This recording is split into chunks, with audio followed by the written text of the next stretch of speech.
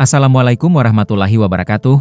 Selamat datang kembali di channel Sahroni, kisah horor dan ironi. Terima kasih sudah meluangkan waktu untuk menonton konten kami hari ini. Sebelum kita masuk ke cerita yang mendebarkan ini, kami ingin menyampaikan bahwa semua kisah yang kami bagikan adalah karya fiksi belaka. Jika terdapat kesamaan nama tokoh, tempat, atau kejadian dengan kehidupan nyata, kami mohon maaf sebesar-besarnya karena hal tersebut tidaklah disengaja. Bersiaplah untuk memasuki dunia yang penuh dengan ketegangan, misteri, dan ironi yang akan membuat kalian merinding. Pastikan kalian sudah menyiapkan mental dan jangan lupa untuk like, subscribe, dan nyalakan notifikasi agar tidak ketinggalan cerita-cerita seru lainnya dari Sahroni. Rahasia terakhir Mbah KRSO mobil Toyota Avanza putih melaju perlahan memasuki gang sempit di Desa Karanganyar, Wonosobo.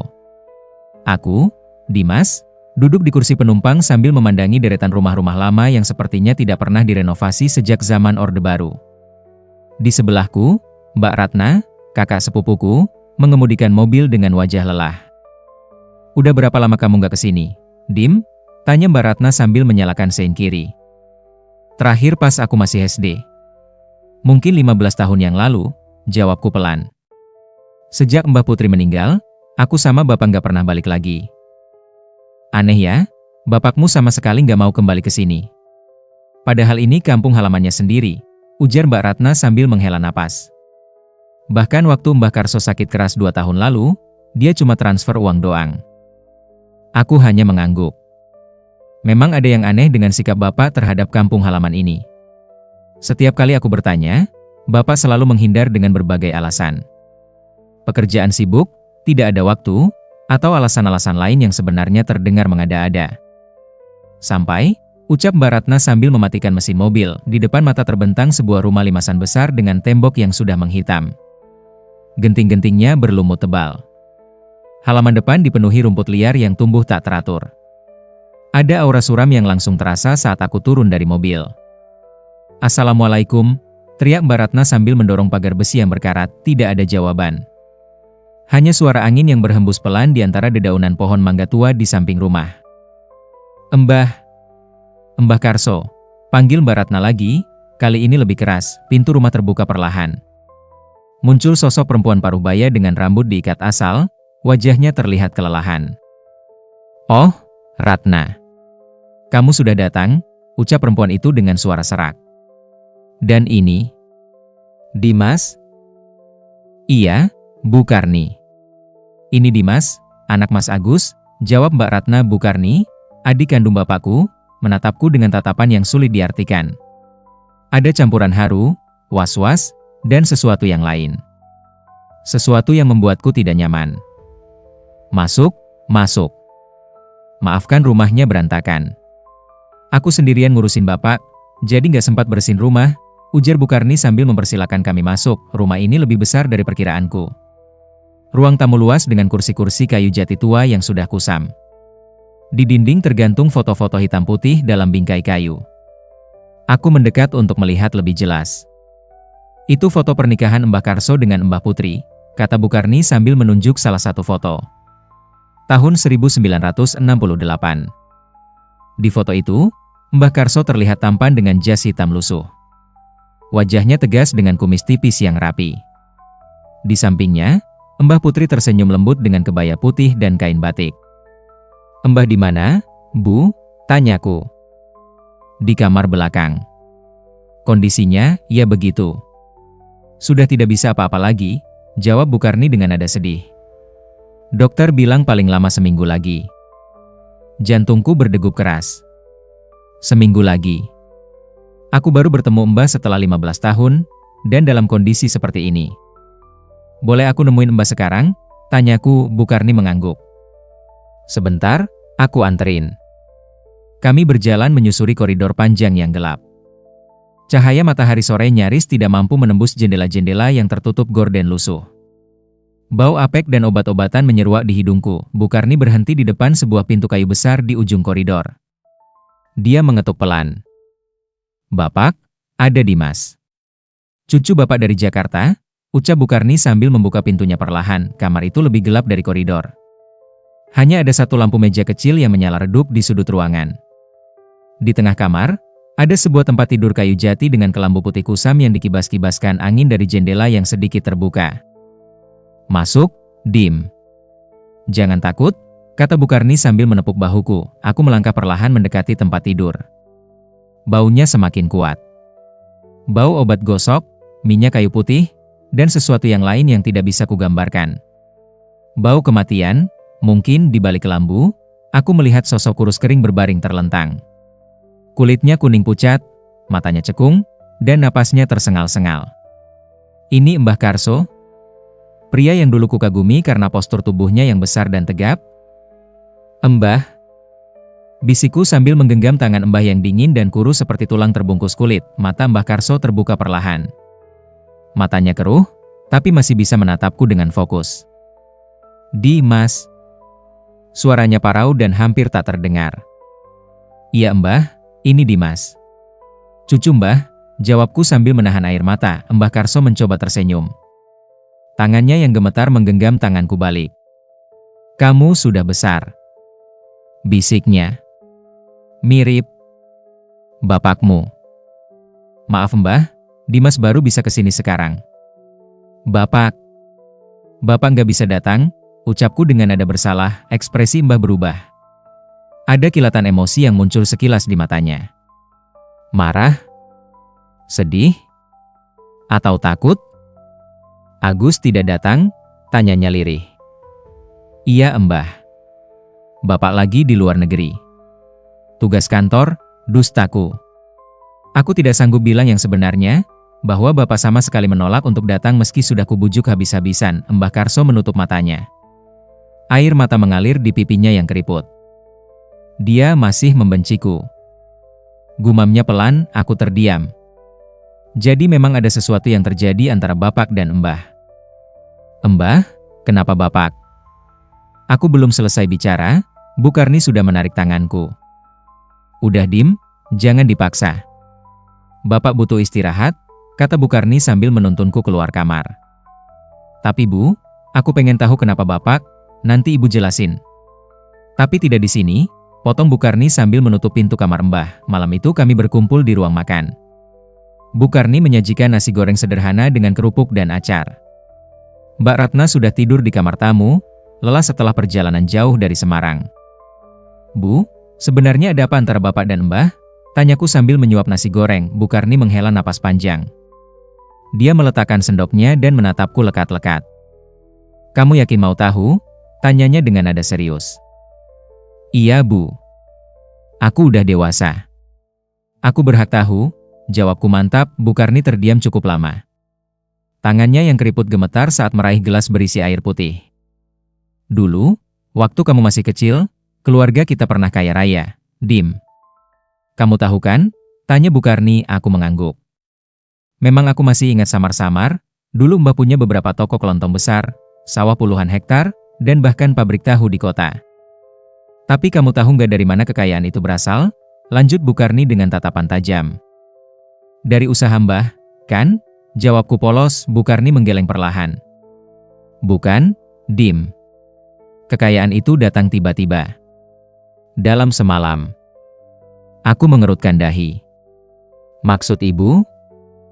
Tahun 1990, keluarga kita miskin, Dim. Bapakmu dan aku sering tidur dengan perut keroncongan.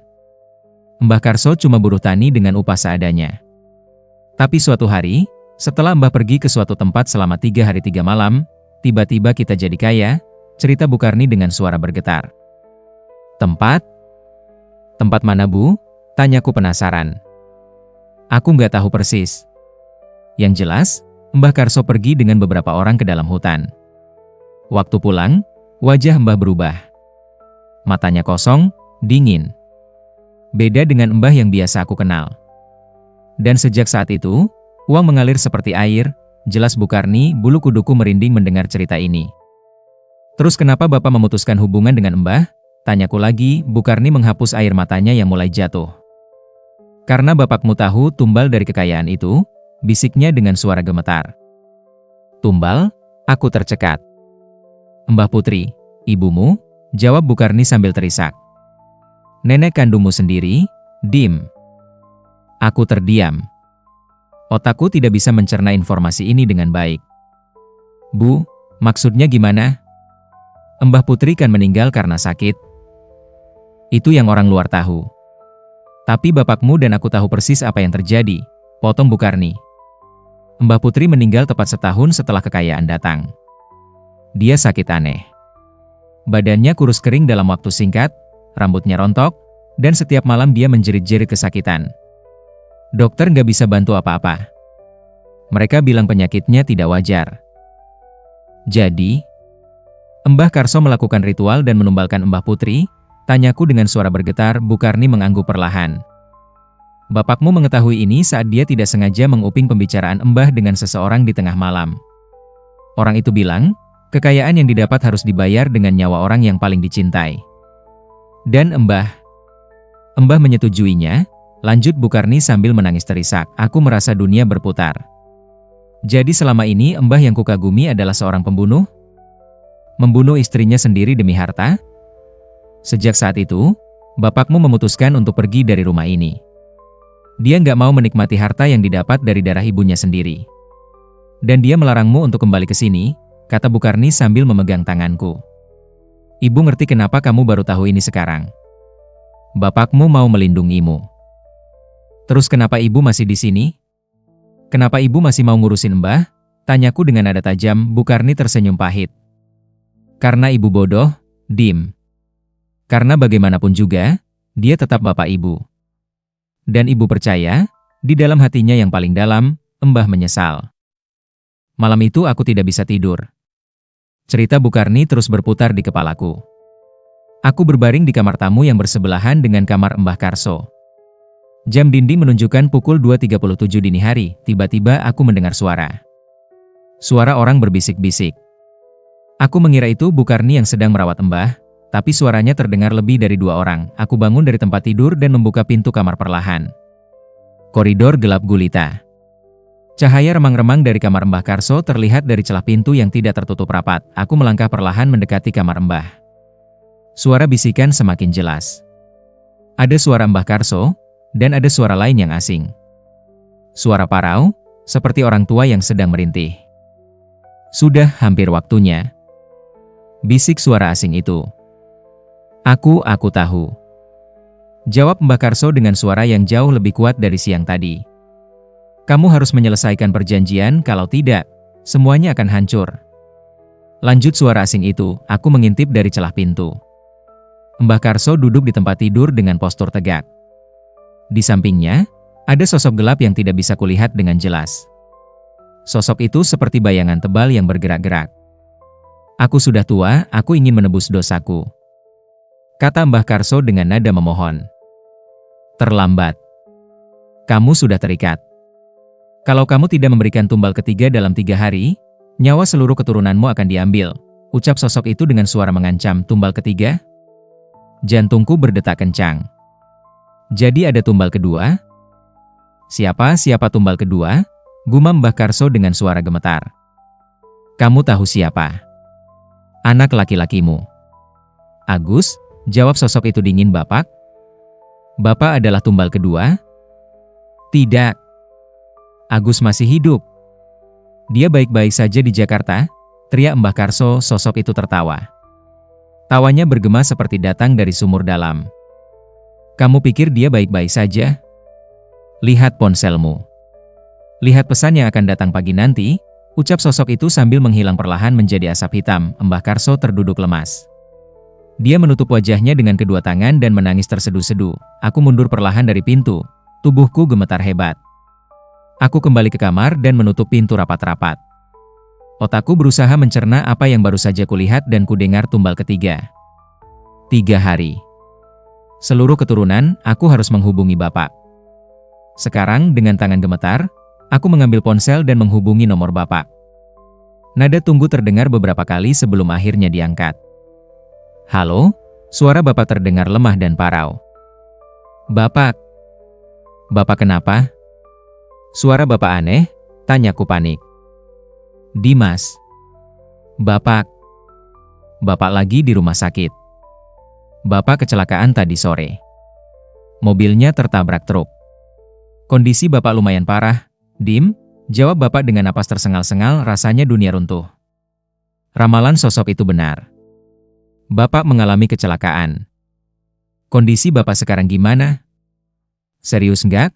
Tanyaku dengan suara bergetar. Dokter bilang ada internal bleeding. Mereka mau operasi besok pagi. Tapi Bapak takut? Dim. Suara Bapak terdengar seperti orang yang ketakutan setengah mati. Bapak jangan khawatir.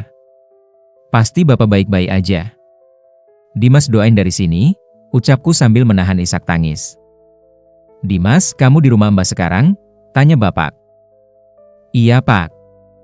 Dimas disuruh ibu buat nengok Mbah yang sakit keras, jawabku hening beberapa saat. Dimas dengar baik-baik. Kamu jangan pernah, apapun yang terjadi, menerima apapun dari Mbah. Jangan minum, jangan makan, jangan pegang apapun yang dia kasih. Kamu mengerti? Perintah Bapak dengan nada tegas meski suaranya lemah. Kenapa Pak? Memangnya kenapa? Tanyaku. Nanti Bapak jelasin. Yang penting kamu jaga diri. Kalau bisa, pulang sekarang juga.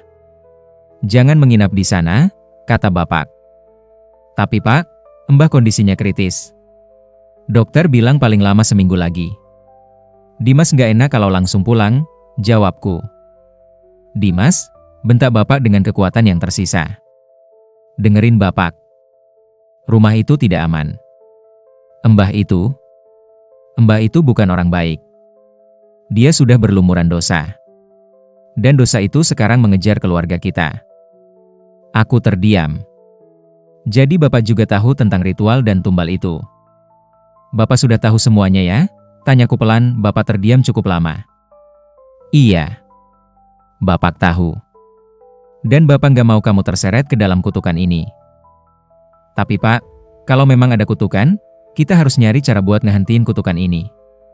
Kita nggak bisa terus lari, ucapku dengan suara mantap meski dalam hati aku sangat ketakutan. Dimas, jangan bodoh. Ini bukan urusan kita, kata Bapak keras. Tapi ini urusan keluarga kita, Pak. Bapak kan keturunan Mbah. Dimas juga keturunan Bapak. Kalau kutukan ini nyerang keturunan, berarti kita semua dalam bahaya, seruku. Bapak terdiam. Aku bisa mendengar napasnya yang berat di seberang telepon. Dimas, dengarkan Bapak. Tahun 2005, adik Bapak, namanya Andi, meninggal dalam kecelakaan. Dia ketabrak motor saat pulang sekolah. Waktu itu dia baru kelas 3 SMP. Kamu nggak tahu karena Bapak nggak pernah cerita, kata Bapak dengan suara bergetar. Dimas punya om? Kenapa Bapak nggak pernah cerita? Tanyaku terkejut. Karena Andi bukan meninggal karena kecelakaan biasa. Dia adalah tumbal kedua, Dim. Setahun setelah Mbah Putri meninggal, datang Andi. Dan sekarang sudah hampir 20 tahun sejak Andi meninggal. Waktunya sudah dekat untuk tumbal ketiga. Jelas Bapak, aku tercekat. Jadi ramalan sosok itu memang benar. Tumbal harus diberikan setiap kurang lebih 20 tahun sekali. Pak, tadi malam Dimas lihat sosok aneh di kamar Mbah. Sosok itu bilang, kalau dalam 3 hari Mbah nggak kasih tumbal ketiga, semua keturunan Mbah akan mati. Termasuk Bapak dan Dimas, ceritaku dengan napas terengah-engah hening. Bapak ada di sana? Tanyaku khawatir. 3 hari.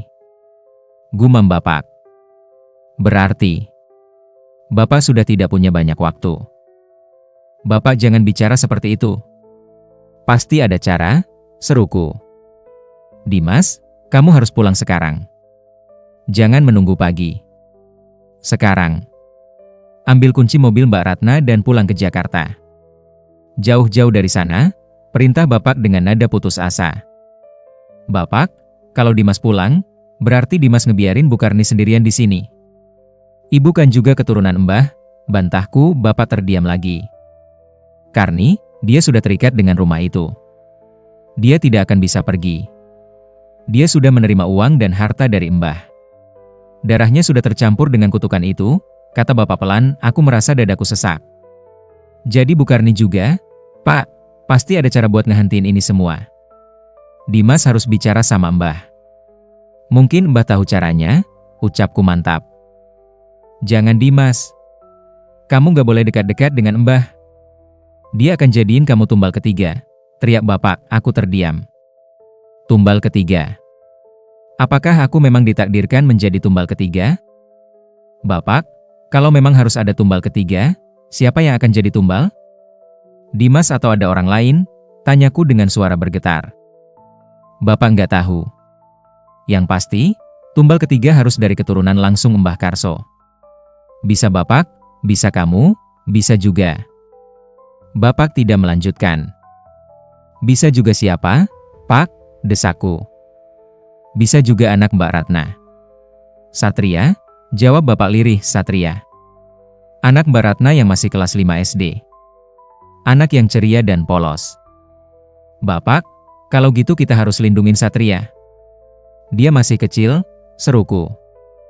Makanya Bapak suruh kamu pulang sekarang, Dim.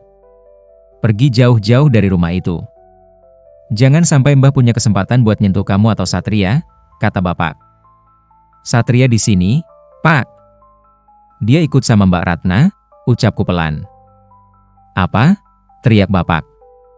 Kenapa Ratna bawa Satria ke sana? Mbak Ratna nggak tahu apa-apa, Pak. Dia cuma mau nengok Mbah. Satria ikut karena lagi libur sekolah, jelasku. Bapak mengerang frustasi di seberang telepon. Dimas, sekarang dengerin baik-baik. Besok pagi, kamu langsung bawa Satria pulang. Gak usah pamit sama siapa-siapa. Langsung pergi. Menjauh dari rumah itu sejauh mungkin. Mengerti? Perintah Bapak dengan tegas. Tapi Pak, tidak ada tapi. Lakukan apa yang Bapak bilang, bentak Bapak keras. Aku terdiam. Ini pertama kalinya Bapak membentakku seperti ini. Baik Pak. Dimas ngerti, jawabku lirih. Maafin Bapak bentakin kamu. Tapi Bapak nggak mau kehilangan kamu seperti Bapak kehilangan Mama, Andi, dan... Bapak tidak melanjutkan. Dan siapa, Pak? Tanyaku. Bapak terdiam lama. Nggak ada. Udah, kamu istirahat.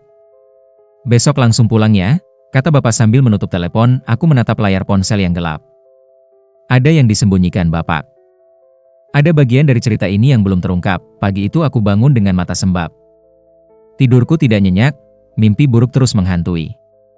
Aku bermimpi melihat Mbah Putri yang kulitnya membusuk memanggil-manggilku dari dalam sumur tua. Aku keluar kamar dan melihat Bu Karni sudah sibuk di dapur menyiapkan sarapan.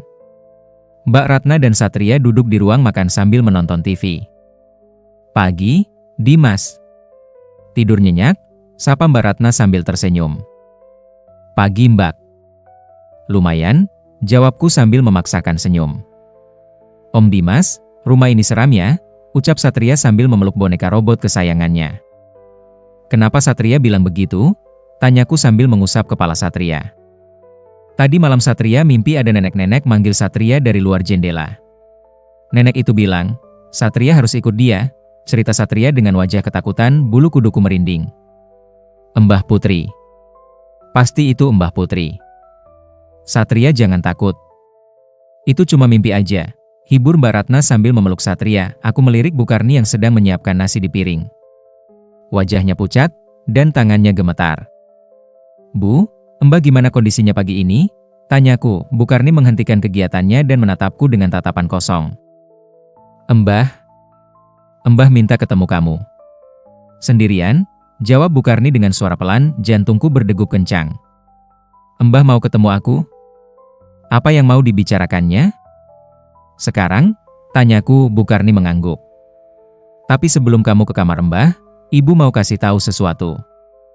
Bu Karni menarik tanganku dan mengajakku ke sebuah ruangan di samping kamar Mbah. Ruangan itu adalah ruang kerja lama Mbah Karso. Di dalamnya ada meja kayu besar, lemari buku, dan sebuah lemari pakaian tua yang terkunci. Ibu mau kamu lihat sesuatu?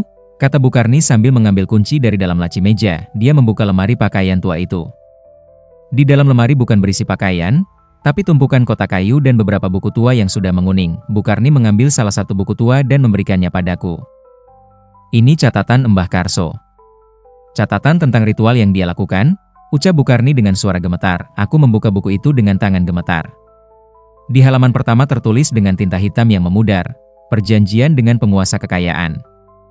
15 Agustus 1990. Aku membalik halaman demi halaman. Di dalamnya penuh dengan tulisan tangan Mbah Karso yang rapi. Dia mencatat detail ritual yang dilakukannya. Tentang bagaimana dia dan 4 orang temannya pergi ke sebuah gua di dalam hutan. Tentang bagaimana mereka bertemu dengan sosok yang mengaku sebagai penguasa kekayaan. Tentang perjanjian yang ditawarkan. Kekayaan berlimpah akan datang padamu. Tapi ada harga yang harus dibayar. Setiap 20 tahun, kamu harus memberikan tumbal. Tumbal harus dari darah dagingmu sendiri. Orang yang paling kamu sayangi. Jika kamu tidak memberikan tumbal, seluruh keturunanmu akan mati dalam 3 hari. Aku terus membaca. Di halaman selanjutnya, Mbah Karso mencatat nama tumbal pertama, Endang Kusumawati. Mbah Putri. Aku sangat menyesal. Tapi aku sudah terlanjur setuju. Endang mulai sakit hari ini. Badannya panas tinggi. Dokter tidak bisa melakukan apa-apa. Aku tahu ini adalah harga yang harus kubayar. Maafkan aku, Endang. Maafkan suami yang egois ini. Air mataku jatuh membasahi halaman buku itu. Mbah Karso mencatat dengan detail bagaimana Mbah Putri menderita selama 3 bulan sebelum akhirnya meninggal. Aku membalik halaman lagi. Di sana tertulis nama tumbal kedua, Andi Setiawan.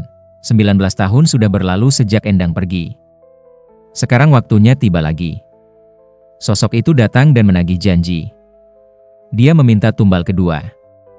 Aku mencoba menolak, tapi dia mengancam akan membunuh semua anakku jika aku tidak memberikan tumbal. Aku tidak punya pilihan. Aku memilih Andi karena dia adalah anak yang paling kusayangi setelah Endang pergi. Maafkan aku, anakku. Bapak adalah iblis yang tidak pantas disebut ayah.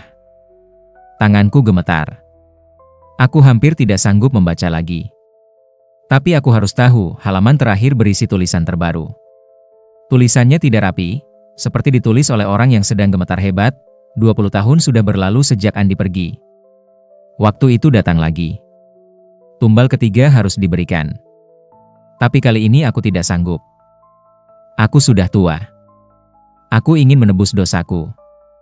Aku ingin memutuskan rantai kutukan ini. Tapi sosok itu tidak mengizinkan. Dia memberiku waktu 3 hari untuk memilih, Agus, Karni, Dimas, atau Satria. Salah satu dari mereka harus mati. Aku menutup buku itu dan menatap Bu Karni dengan mata berkaca-kaca. Jadi, Mbah harus milih salah satu dari kita untuk jadi tumbal? Tanyaku dengan suara bergetar. Bu Karni mengangguk sambil menangis. Tapi Mbah gak mau milih. Mbah bilang, lebih baik dia yang mati daripada harus ngorbanin cucu atau anaknya lagi.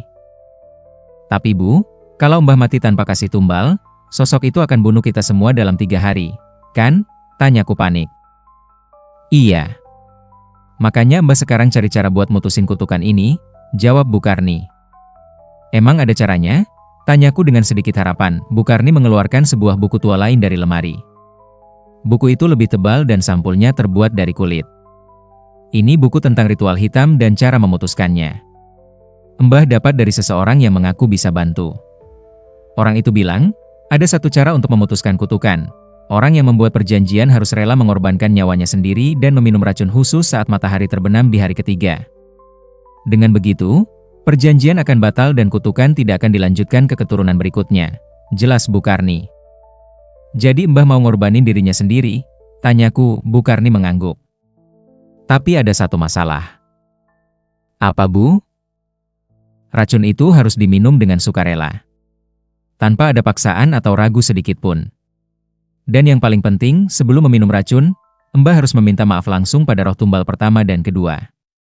Mbah harus dapat pengampunan dari Mbah Putri dan Andi. Kalau tidak, ritual tidak akan berhasil, kata Bu Karni dengan suara gemetar. Bagaimana caranya minta maaf ke orang yang sudah mati?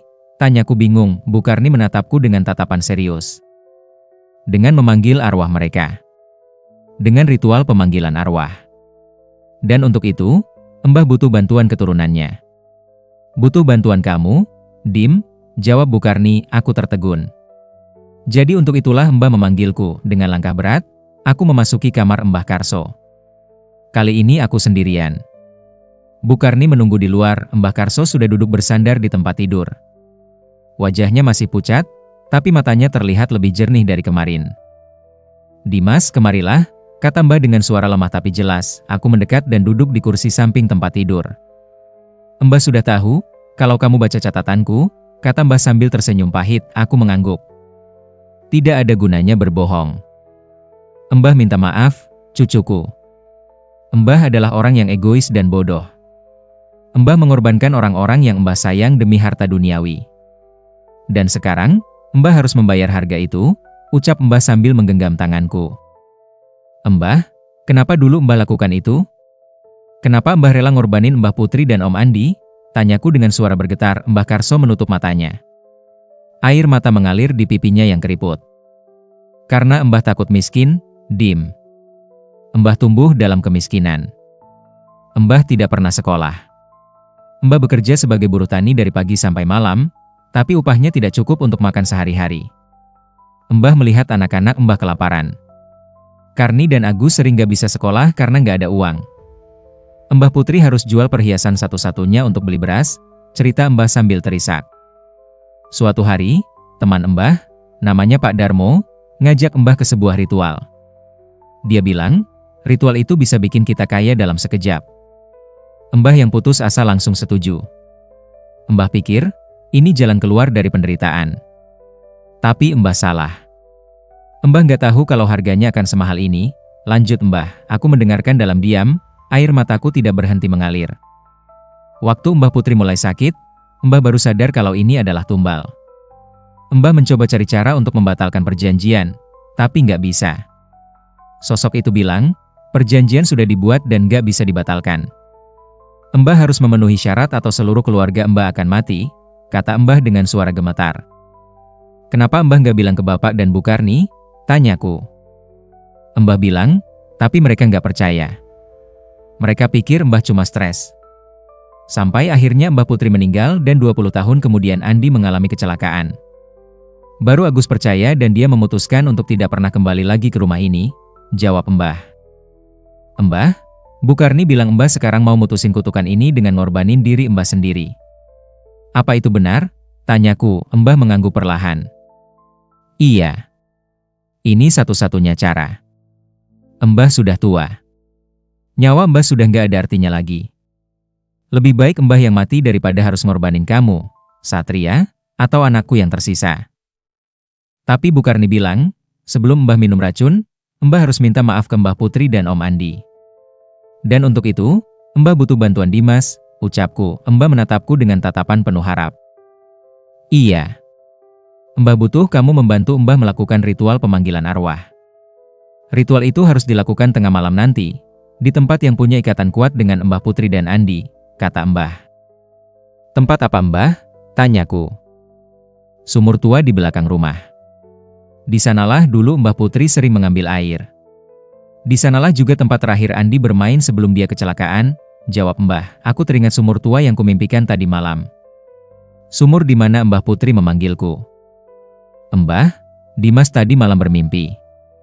Dimas lihat Mbah Putri di sumur itu. Dia manggil-manggil Dimas, ceritaku. Mbah tercekat. Dia bilang apa? Dia nggak bilang apa-apa. Cuma manggil nama Dimas aja, jawabku. Mbah menghela napas panjang. Arwah Mbah Putri masih terikat di sini.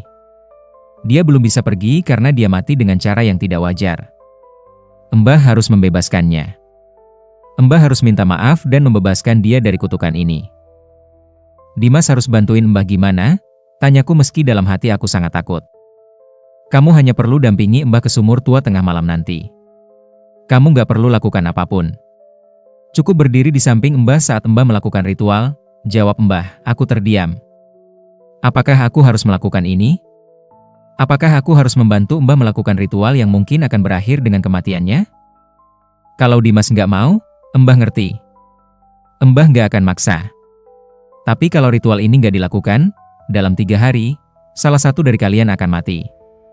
Mungkin kamu, mungkin Satria, atau mungkin Agus yang sedang terbaring di rumah sakit, kata Mbah sambil menatapku lekat-lekat. Aku mengingat Bapak yang sedang sekarat di rumah sakit. Aku mengingat Satria yang masih kecil dan polos. Aku tidak punya pilihan. Baik Mbah. Dimas akan bantu Mbah. Ucapku mantap meski tubuhku gemetar ketakutan. Mbah Karso tersenyum lega. Dia menggenggam tanganku erat. Terima kasih, cucuku. Terima kasih sudah mau memaafkan Mbah, kata Mbah sambil menangis. Siang itu berlalu dengan sangat lambat.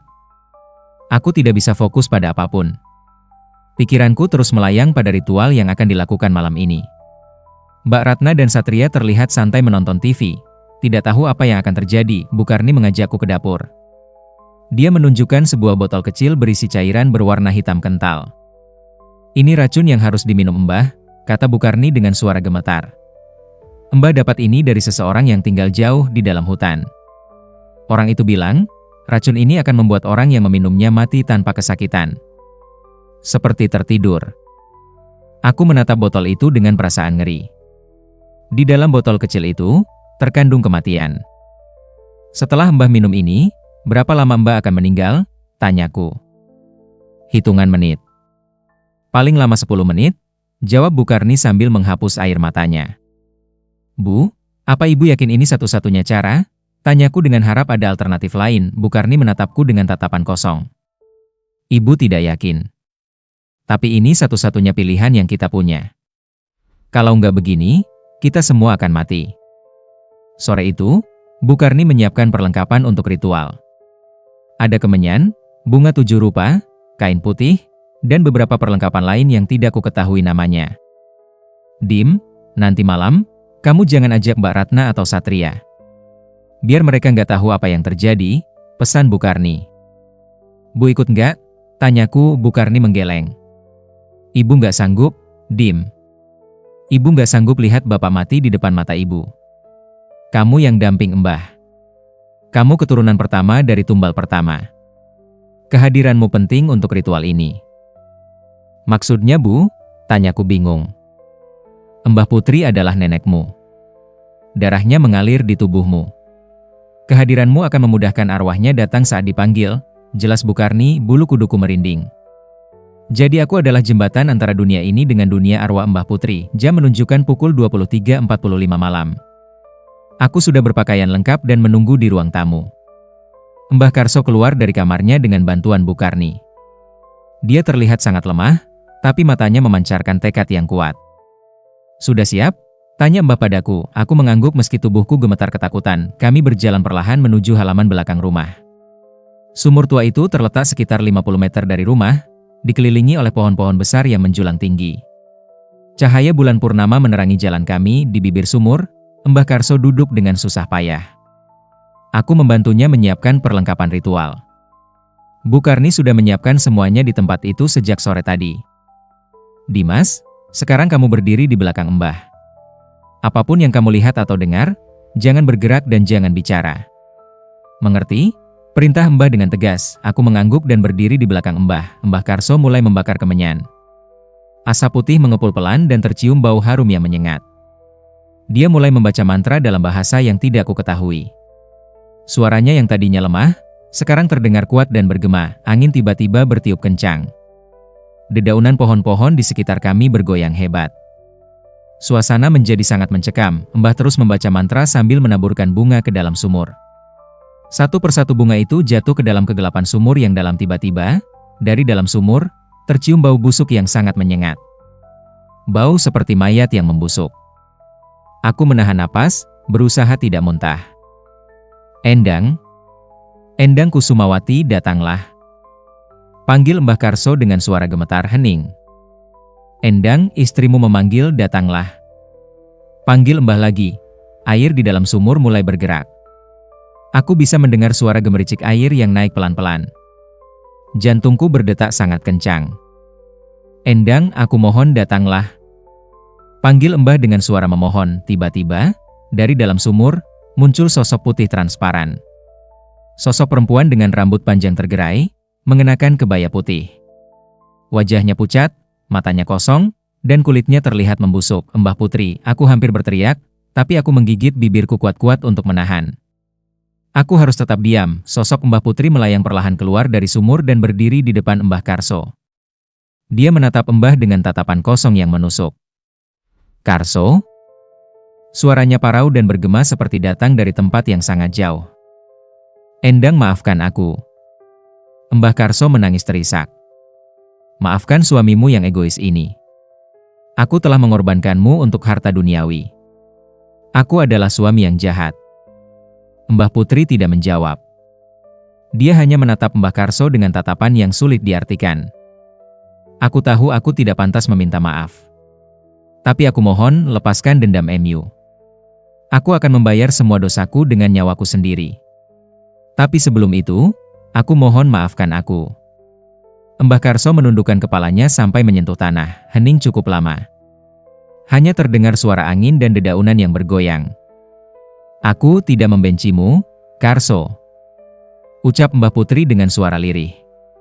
Aku hanya ingin bebas, aku akan membebaskanmu. Aku akan memutuskan kutukan ini. Kamu akan bebas, Endang. Aku janji, kata Mbah Karso sambil mengangkat kepalanya menatap Mbah Putri. Mbah Putri tersenyum tipis. Senyuman yang menyedihkan. Andi, panggil juga Andi, dia menunggumu. Kata Mbah Putri sebelum sosoknya menghilang kembali ke dalam sumur. Mbah Karso menghela napas berat. Dia menghapus air matanya dan melanjutkan ritual. Andi. Andi Setiawan, anakku, datanglah. Panggil Mbah Karso. Tidak lama kemudian, dari arah belakang kami, muncul sosok anak kecil berumur sekitar 14 tahun. Dia mengenakan seragam SMP yang robek-robek dan berlumuran darah. Wajahnya hancur, seperti habis tertabrak. Aku menahan napas. Ini Om Andi. Adik Bapak yang tidak pernah kutemui. Bapak. Suara Andi terdengar seperti anak kecil yang sedih. Anakku, maafkan Bapak. Mbah Karso menangis meraung-raung. Bapak telah mengorbankanmu. Bapak adalah ayah yang tidak pantas. Andi berjalan mendekati Mbah Karso. Dia berdiri di depan Mbah dengan wajah yang sulit diartikan. Bapak membunuhku, ucap Andi datar. Iya. Bapak membunuhmu, jawab Mbah Karso sambil terisak. Bapak adalah pembunuh. Bapak adalah iblis. Kenapa Bapak lakukan itu? Tanya Andi. Karena Bapak egois. Karena Bapak takut miskin lagi. Karena Bapak bodoh, jawab Mbah Karso. Andi terdiam. Dia menatap Mbah Karso dengan tatapan kosong. Aku tidak membenci Bapak, ucap Andi pelan. Aku hanya sedih. Sangat sedih. Mbah Karso memeluk Andi sambil menangis meraung-raung. Maafkan Bapak, anakku. Maafkan Bapak. Andi membalas pelukan Mbah meski tubuhnya tembus pandang. Aku maafkan Bapak. Tapi Bapak harus putuskan kutukan ini. Jangan sampai Mas Agus atau Dimas mengalami nasib seperti aku. Bapak akan putuskan. Bapak janji, kata Mbah Karso. Sosok Andi perlahan memudar dan menghilang. Mbah Karso terduduk lemas. Dia sudah mengeluarkan seluruh tenaganya untuk ritual ini. Dimas, bantu Mbah berdiri. Pinta Mbah dengan suara lemah. Aku membantu Mbah berdiri. Tubuhnya sangat ringan, seperti hanya tulang berbalut kulit. Sekarang saatnya Mbah memenuhi bagian Mbah. Ucap Mbah sambil mengeluarkan botol kecil berisi cairan hit. Terima kasih yang sebesar-besarnya sudah setia mendengarkan kisah sampai selesai. Kehadiran kalian adalah motivasi terbesar bagi kami untuk terus menghadirkan cerita-cerita horor yang tidak hanya menegangkan, tapi juga penuh dengan ironi kehidupan yang menggugah pikiran. Jangan lupa untuk subscribe dan aktifkan notifikasi agar kalian tidak melewatkan kisah-kisah berikutnya yang pastinya akan membawa kalian masuk lebih dalam ke dunia misteri dan keanehan yang menggelitik rasa penasaran. Sampai jumpa kembali di cerita selanjutnya. Semoga malam kalian penuh kedamaian, dan keberanian kalian tak pernah surut menghadapi kegelapan. Wassalamualaikum warahmatullahi wabarakatuh.